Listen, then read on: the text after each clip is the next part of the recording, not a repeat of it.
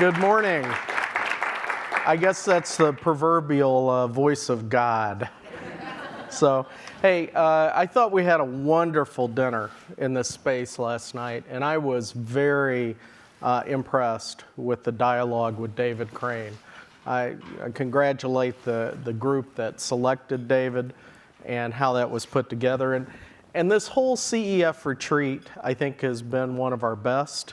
So I want to thank PJ, MR, Amy, the staff, on behalf of all of us. It's been great, so thank you.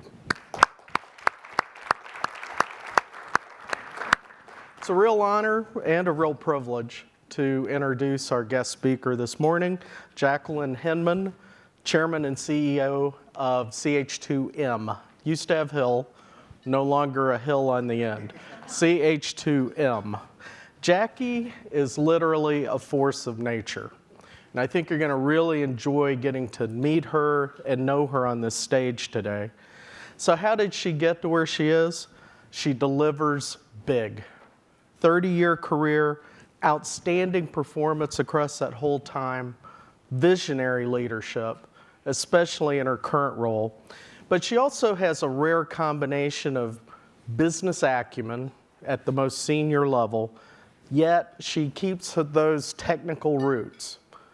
She still embraces her PE, professional engineer, and it does matter that she has both the business acumen and the technical background when you're running one of the world's great engineering companies.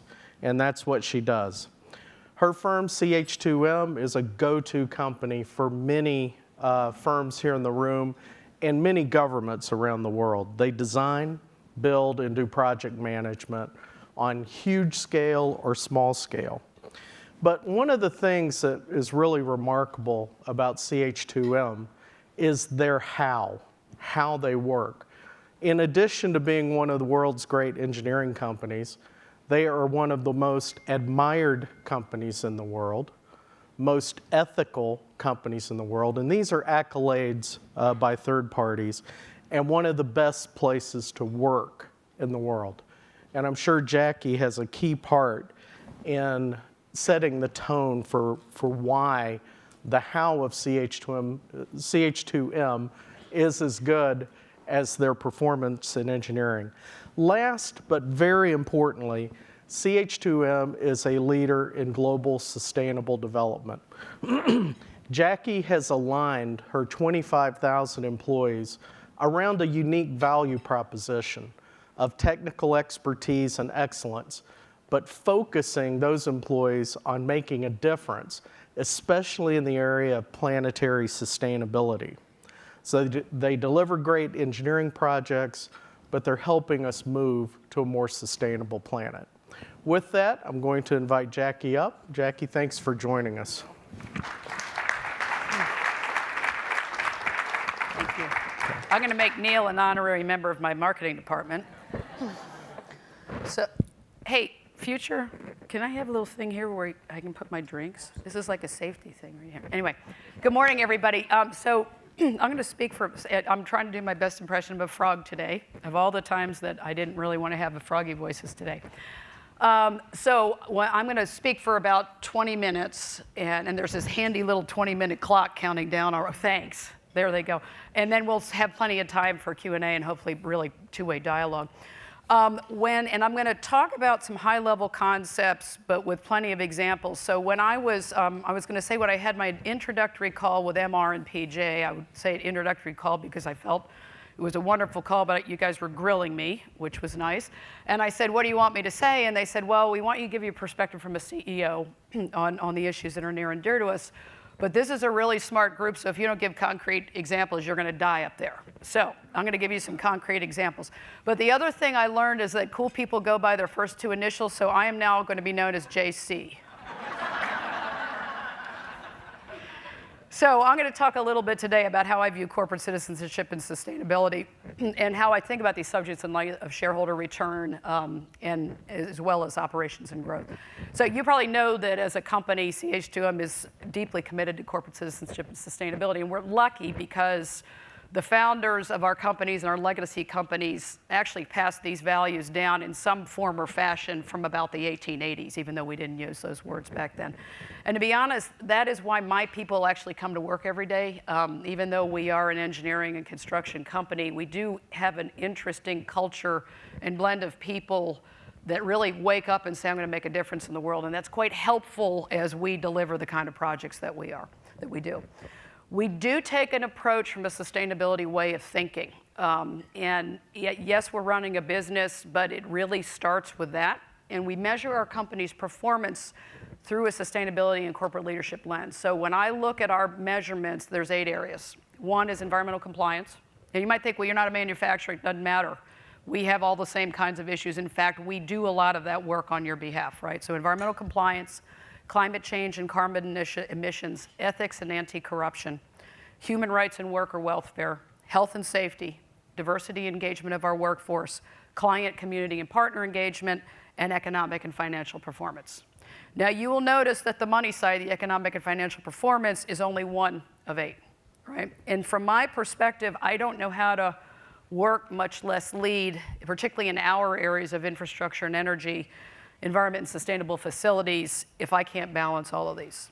And you hear an awful lot from the Fortune 500 today that certainly growth and shareholder return is important, right? And from a competitiveness standpoint, you guys all face that every day. And there's going to be press always around those companies with exceptional 3 and 6 month and 1 year and 2 year returns.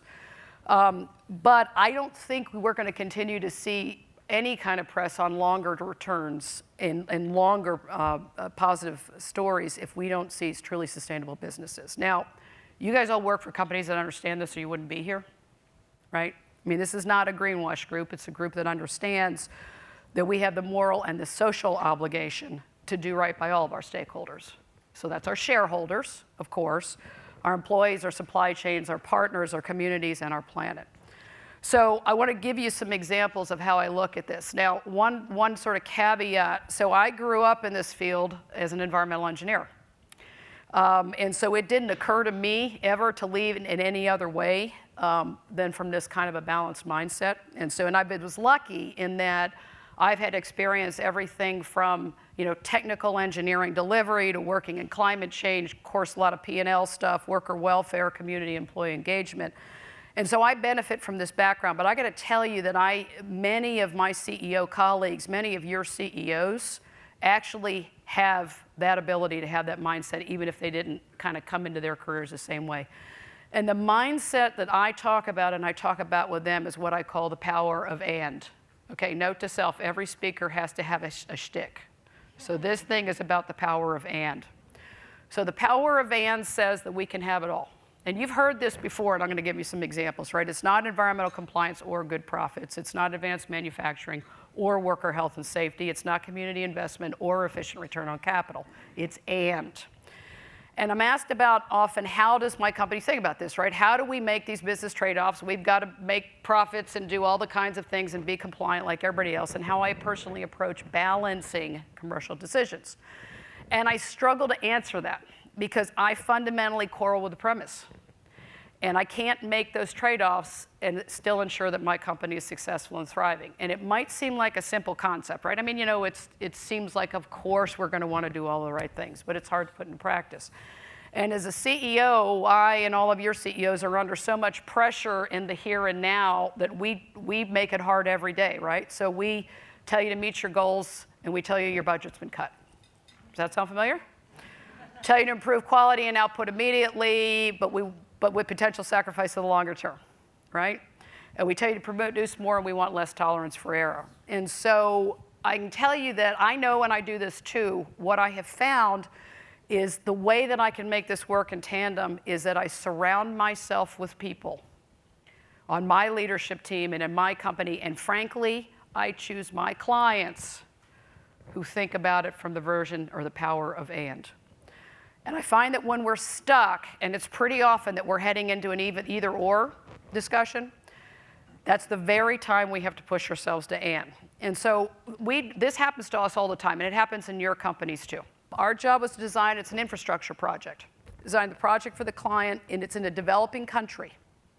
And so we were going to design this it's massive, massive, several billion-dollar infrastructure for the client, and then they were going to select a contractor. And during the period when the contractor was going to be there, we'd review the as-built construction and certify for the client the government regulating agency that it was built to standards. So we completed the design. Contractor commenced their construction. About a quarter of the way through the project, we were asked to come in and do the reviews, et cetera. So we found a construction project that was very, very well advanced with very, very poor site safety performance. And so our immediate reaction was to tell client we didn't want our own employees on that site. And they said, okay, we will give you a protected area to do the observations from. You don't have to go into the active construction phase. Our people did our reviews. They provided their comments, went back to the office. And that was fine.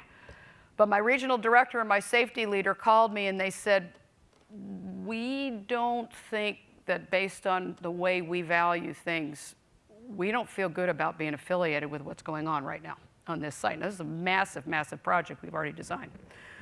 And we could have kept our own people safe. That's not the problem. But it wasn't the right thing to do. We didn't want to, we said, this can't be happening. Can't have this kind of safety, this poor safety. So we went to the client and we said, we're really concerned about being affiliated with this project any longer. And so they told us it would threaten their ability to get the license to operate the facility. Since we're the designer of record, it could shut the project down, right? Could create negative publicity with the regulator community, would threaten the infrastructure progress, and it's going to threaten thousands of jobs, and not to mention our financials on the project, and our ability to get any more work in this country. So what do? So we decided if we didn't stand for safety and worker welfare, whether it was our people or others, we didn't stand for anything. And so we notified them that we intended to stop work, knowing that it would affect our financials, knowing it would probably potentially require us to leave the country, or at least not be able to get any more work in the country. Pretty visible project. And our ability to continue to employ our own staff. And we offered, as we would, to find them somebody else that could come in, take the design of record. So we actually had a competitor lined up to come in and replace us on the project. And we told them we can't make that choice between project delivery, financial return, and safety, whether it's our gig or not. And so guess what happened? So the client took notice, met with the contractor. I actually did not think this was going to happen. We were asked to provide suggestions on how to turn around the safety performance. Within 3 months, they had changed everything. Several years later, the project is performing beautifully. It's almost finished. Safety is really, really good. And so to me, that was the power of AMB. But I got to tell you, we walked all the way to the edge and got ready to step over it because we were not going to do an either or. Even if it wasn't our thing, it wasn't our responsibility. So that's the kind of way that I look at this. Now I'm going to give you some more detailed examples that are more relevant to what you guys do in a minute. The greatest tool that I make sure we use to get to and is in setting goals for my company and my performance. And you guys do this all the time. Now, I will tell you, we didn't have the greatest financial year. My company didn't have the greatest financial year as a company last year because we had some problem projects that actually our financials showed up in 2014. But that did not stop us from setting what most people would call audacious goals for 2015, even though we have a weakened balance sheet. And so let me give you an example of what some of my leadership team's metrics look like. I'm not going to group them with those 8 overalls. I'm going to give you some very specific metrics. So the first thing is that we will deliver the best financial performance in the history of the company, which ought to be good enough. And we will grow the company's new business at twice the rate of last year.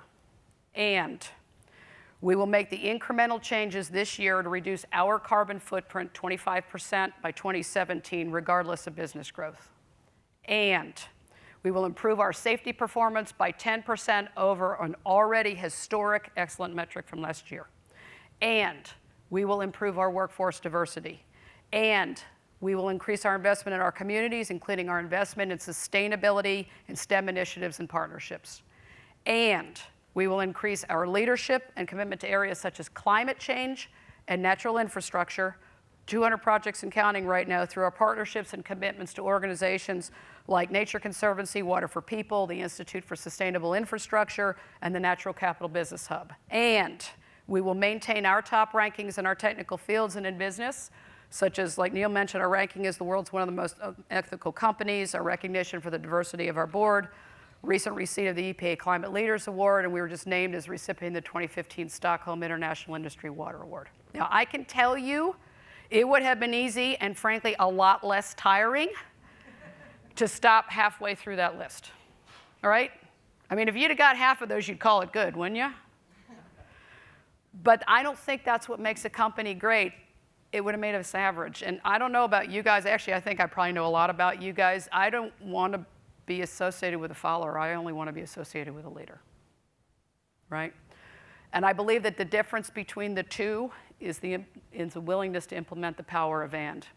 And I believe if you want to do what this conference is for, to innovate and disrupt, using the concept of and changing the way you think about this can help you frame a more creative solution.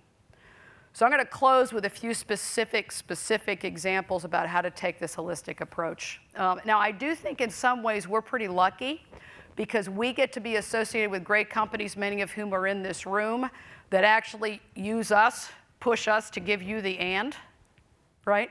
So, and that really actually inspires our passion to do better. So let me first take you to London in 2006. We've just been named as the lead delivery partner of the consortium to deliver the venues and infrastructure for the London 2012 Olympic and Paralympic Games. That's a 6-year, $15 billion effort. We're going to deliver more than 30 venues along with the infrastructure and security features. Now, the Olympic Park is on the site of the former World War II bomb spoil disposal, never been cleaned up. And it's also the site of more than 100 years of the industrial use in London. And it's therefore the single largest hazardous waste and regeneration project in Europe. And I probably haven't mentioned this yet, it's surrounded by the poorest community with the highest crime rate in London, just to add to the complexity. So now we're going to fast forward 6 years to July of 2012. We worked with the UK government, counties, and countless stakeholders to set the stage for the greatest games ever. And we've accomplished some great things. First thing, we delivered the project a year ahead of schedule and 10% under budget. So that in and of itself seemed like it'd be pretty good, right? And we set new standards for construction safety performance in all of Europe. And we set new standards for sustainability, including 98% waste recycling on site, 90% of construction material delivery through sustainable rail and water transport, 50% less carbon emissions than's typical in London, with vast improvement over previous Olympics. Contributing to that were our workers, of which 20% walked to work, 6% cycled to work, and of the remaining workers, 74% took public transportation to work. Find me a project, a $15 billion project with 30,000 workers where only 4% of the workforce drives to work every day. If you set the and, it can happen. In terms of the social impact of those 30,000 people that worked on the project, we ensured that 10% had been previously unemployed and on welfare. 20% were ethnic minorities. 40% of our workforce came from one of the 5 poor boroughs surrounding the site. By the way, these were not trained, skilled people that were living in those boroughs. That would have been a major feat, and it is a major feat, considering the typical goals for something like this in London would have been 2 to 5% of those kind of things. And finally, to the establishment, just in the area of worker welfare, of a permanent health clinic on site. 2,500 site workers each month had regular health screenings. That resulted in 100,000 free health and assessment treatment visits over 4 years for the workers there. So we achieved the and on that project. I'm going to now take you to a major city in Florida, where we were charged to deliver a 10-year program to overhaul the city's sewer infrastructure and water treatment and distribution system. Over the course of the program, we combated a recession, rising construction costs, just as a little extra, 10 hurricanes, to complete the $700 million US program into 600 distinct projects, with about 15% value engineering savings, and we did that a year early. We could have focused only on delivery, but we would have lost the opportunity for and, right? So we embarked on a program with the client of doing well by doing good. And I might note, this was not part of our scope. This was not an added extra. This was just the way we decided we would approach it, not just to deliver the project, but to deliver more. So through our 10-year partnership with the local high school, we graduated several classes of students that participated in shadowing, problem solving, and went into water engineering in their careers. And through a partnership with the Science Academy, we worked with the community to perform constant proactive stakeholder outreach in English, Spanish, and Creole. With partnership with the Urban Teachers Academy, we found people that wanted to be teachers to use the program as a living education laboratory, who then paid it forward to teach elementary students about STEM. Through our supply chain program, we employed 180 local companies, kept the money in the community. Most of the money kept in the community. And the financial impact of the program lifted the city's bond rating to one of the highest in the state over that 10 years. Through the neighborhood beautification program, we did the projects you guys would be familiar with: beautification and cleanup, playgrounds, parks, et cetera. And through the caring program that we established, year-round food, clothing, and monetary donations for 10 years to the Homeless and Women in Distress program. Doing well by doing good, the power of and. It didn't feel optional to us. Let me close and finish our journey looking at a partnership with a global sports and apparel manufacturer. So we started working with this company to perform simple conceptual opportunity assessment for reducing pollution and saving operating costs, things you guys all do. Led to a sustainable manufacturing assessment at factories in 6 Asian countries. As part of this effort, we looked at specific ways to reduce use of toxic chemicals and increase recycling, but realized that the importance of optimizing water mattered. So we worked on improving water and wastewater usage and recycling, and achieved that in 40 factories in Asia. As we embarked on the effort, though, we then realized, of course, there were further supplier implications. So we had the opportunity to work with 300 textile vendors in 25 countries to ensure that their individual textile manufacturing efforts aligned with compliant water and wastewater discharge and treatment practice through the whole chain. And from all these activities, it became clear we were really, really moving the needle on environmental compliance, but realized we couldn't have the and. We couldn't have true sustainability until we were able to inspire the factory workers themselves. And so through some pretty impressive foresight, we designed and implemented a new sustainable factory prototype in Vietnam that set new standards for ventilation, daylighting, worker safety, modernization, training, and as of course you will know, right, retention and productivity soared. And if that wasn't enough, based on our partnering relationship with this company, we actually worked with them in a joint community effort to upgrade a community park in New Orleans after Hurricane Katrina, including designing and installing a sport complex, all the kinds of things that you would do for a community. And so that's a little bit different of an approach, but from the humble beginnings of a conceptual opportunity assessment to the establishment of prototypes for efficient manufacturing and work for worker welfare, and to a partnership that changed the lives of the community, that's a longer term, but again, a circular, the power of and. So that gives you a little bit of a glimpse from my perspective about how to address seemingly competing priorities. So, and we are all here for the long term, right? I'm probably preaching to the converted here, doing right by our people, partners, and the planet. But it does take hard work from people like you guys to lead and to help your CEOs find the power of and.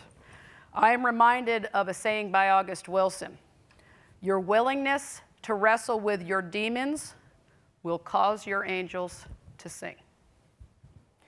So remember that the enemy of trade-offs and complacency and the friend of innovation and disruption is the power of and. I look forward to meeting each of you on the road of this journey. Thank you.